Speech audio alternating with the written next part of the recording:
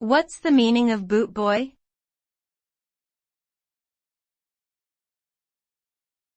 Bootboy.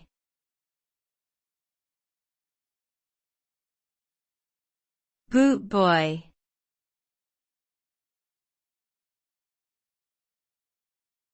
Bootboy.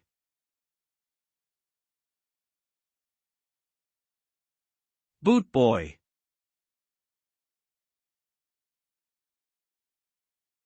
Bootboy is a term that originated in the UK during the 1960s and is used to refer to a member of a youth subculture that is characterized by their fashion, music, and often violent behavior.